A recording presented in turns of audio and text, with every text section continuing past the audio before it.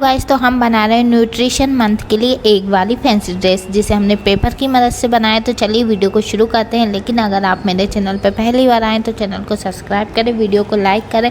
तो सबसे पहले हमने ले ली है चार्ट पेपर शीट। हम बहुत ही कम बजट में जो है बहुत सुंदर सी फैंसी ड्रेस बना रहे हैं। फिर कोई रैंडम शेप आप ड्रॉ कर लीजिए। वीडियो की क्वालिटी अच्छी आए इसलिए यहाँ हम डिजिटेक की लाइट जो है यूज़ कर रहे हैं, और आपको वीडियो आराम से समझ में आए इसलिए हम वॉइस के लिए बोया का माइक यहाँ पर यूज़ कर रहे हैं।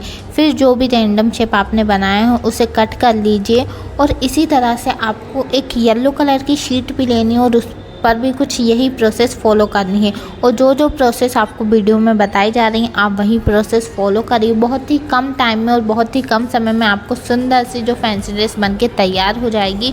और अगर इसी तरह की आपको और भी वीडियो आप देखनी है तो वो आपको मेरे चैनल पे मिल जाएगी।